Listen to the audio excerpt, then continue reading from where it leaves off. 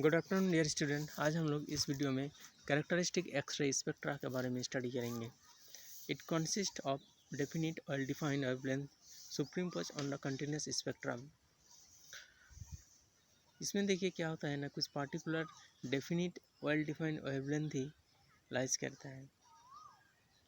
हम लोग पिछले वीडियो में कंटिन्यूस एक्सरे स्पेक्ट्रा में स्टडी किए थे कि उसमें आपका सारा पॉसिबल वेवलेंथ मिल सकता है कंटिन्यूस एक्सरे स्पेक्ट्रम में, लेकिन इसमें क्या होता है, कुछ डेफिनिट वेल डिफाइंड वेवलेंथ ही मिलता है।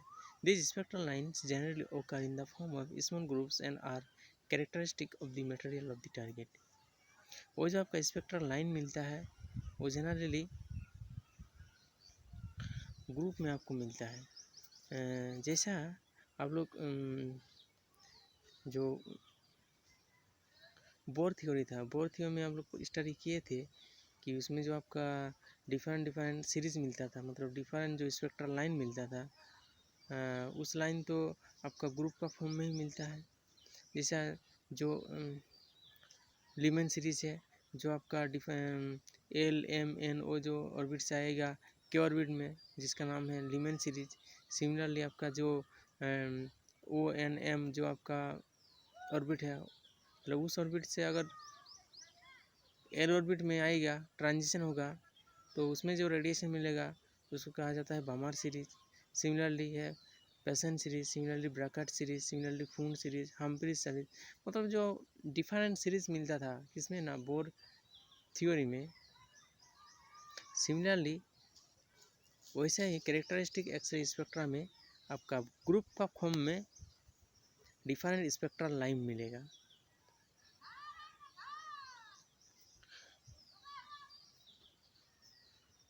इसका ओरिजिन के बारे में थोड़ा सा स्टडी कर लेते हैं।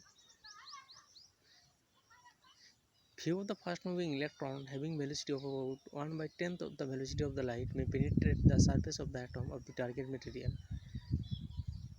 क्या होता है ना, इसमें जो फिलामेंट से हाईली एनर्जेटिक इलेक्ट्रॉन निकलता है जिसका वेलोसिटी होता है 1/10 of the velocity of the light, वो क्या करता है ना, लाइट में penetrate the surface atom of the target material. Target material का जो एटॉम होता है उस एटॉम का इनसाइड में चला जाता है।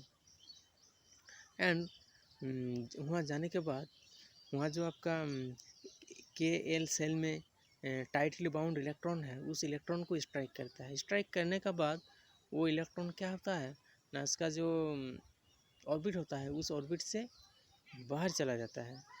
तो जैसे ही वो ऑर्बिट छोड़कर बाहर चला जाता है, तो वैसे वहाँ एक वैकेंसी क्रिएट हो जाता है। तो उस वैकेंसी को फिलअप करने के लिए आपका जो अपर जो ऑर्बिट है, उस अपर ऑर्बिट से इलेक्ट्रॉन ट्रांजिशन होता है, मतलब उस जगह में चला आता है। तो इसमें क्या होता है ना, दो ऑर्बिट का बीच में, दो सेल का बीच में एनर्जी डिफरेंस होता है। तो जितना एनर्जी डिफरेंस होता है उतना ही एनर्जी का इलेक्ट्रोमैग्नेटिक रेडिएशंस, मतलब एक्स रेडिएशंस उस ट्रांजिशन के कारण आपको मिलता है। तो the energy difference is radiated in the form of x rays of very small wavelength. Small wavelength का मतलब जो एनर्जी होगा उसका, जो रेडिएशन होगा उसका एनर्जी ज़्यादा होगा।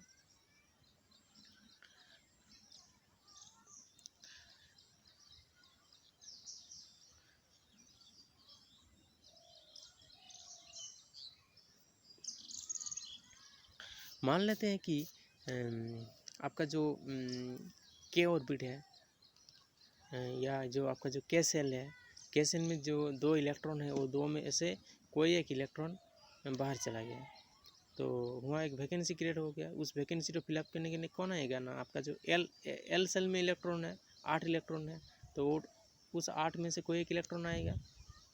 तो यहाँ देखिए इलेक्ट्रॉन ट्रांजिशन हो रहा है एल सेल से के सेल की तरफ।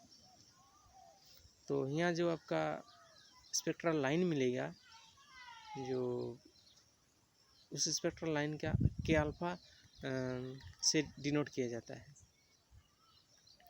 तो energy difference between the K shell and A shells gives a spectral line of the series, तो उसको कहा जाता है आपका के अल्फ़ा, मतलब उसको अल्फ़ा सीरीज से डिनोट किया जाता है।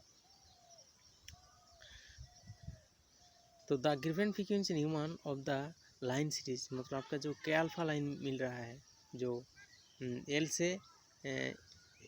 सेल से के सेल की तरफ ट्रांजिशन होने के कारण जो मिला है के अल्फ़ा सीरीज, तो मान लीजिए कि उसमें जो आपका रेडिएशन निकल रहा है उस रेडिएशन का फ्रीक्वेंसी है न्यू1, तो वहाँ से हम लोग लिख सकते हैं कि ई के माइनस ई एल, मतलब दो सेल का बीच में जो एनर्जी का डिफरेंस है वो आपका E K minus E L, this equals to gives the एक रेडिएशन इज न्यू1। सो न्यू1 is the frequency of the radiation, जो रेडिएशन आपको वहाँ से मिला है।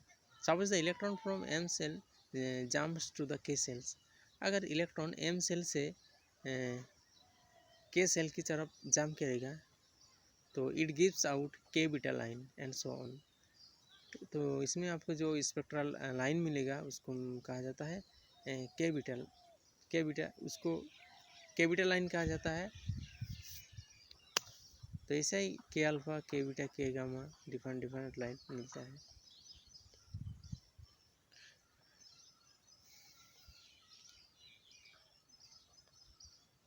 Even electron jump from M cells to the vacant state in the L cells, it contribute L alpha line।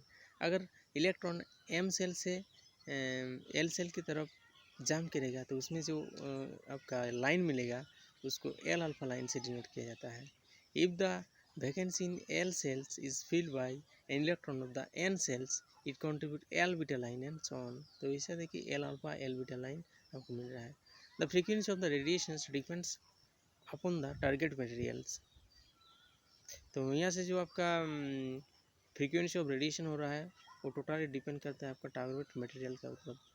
The X ray spectra consist of sharp line and it is the characteristic of the target material, hence this spectra is known as characteristic spectra। तो इसमें क्या हो रहा है, X ray इस spectra में आपका एक साफ लाइन मिल रहा है, जो वो लाइन मिल रहा है आपका डिफरेंट ग्रुप में, तो वो लाइन आपका डिपेंड करता है वो टारगेट मटेरियल का ऊपर। This spectra is known as characteristic spectra.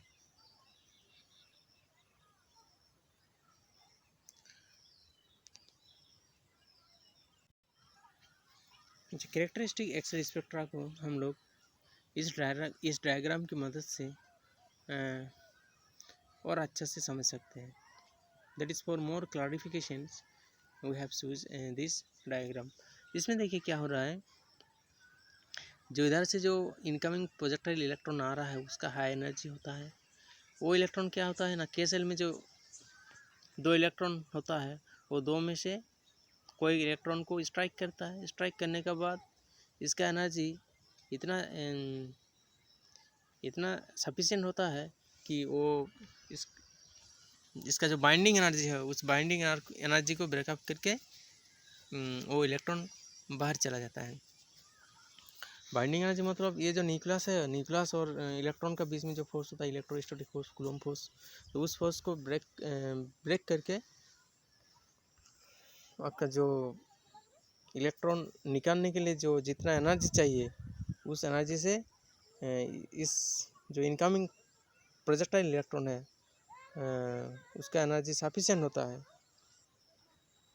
इसको निकालने के लिए जितना एनर्जी चाहिए उससे ज़्यादा होता है।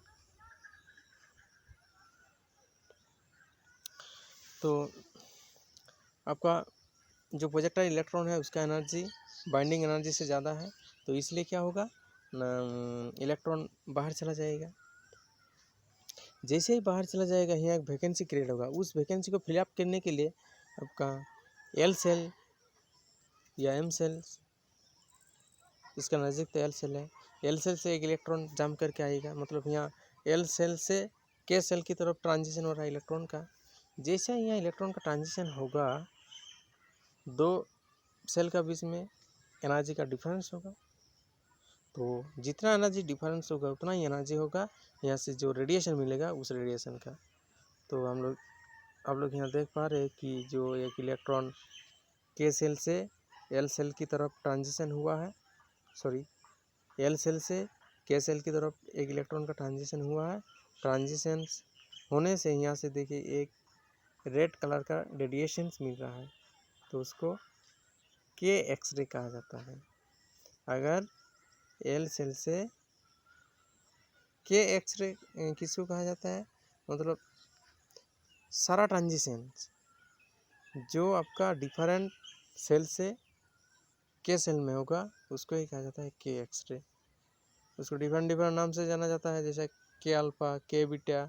अगर यहाँ देखिए एल सेल से के सेल की तरफ होगा तो के अल्फा होगा, एम सेल से के सेल की तरफ होगा तो के बीटा होगा। अगर देखिए ट्रांजिशन एल सेल में होगा, इसका मतलब एम सेल से एल सेल या एन सेल से एल सेल, ओ सेल से एल सेल, मतलब ट्रांजिशन एल और कोई भी सेल का बीच में होगा तो उसमें से जो आपका रेडिएशन मिलेगा उस रेडिएशन का नाम है एल एक्स रेडिएशन, जो इसको डिफरेंट नाम से जाना जाता है, जैसा एल अल्फा, एल बीटा।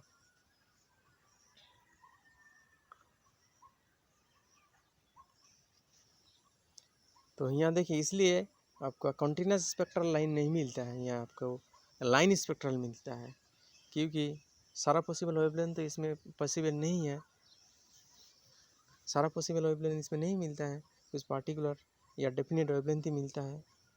तो इसलिए इसका नाम है कैरेक्टरिस्टिक एक्सरे स्पेक्ट्रा, जो आपका टारगेट मटेरियल का कैरेक्टरिस्टिक का ऊपर डिपेंड करता है।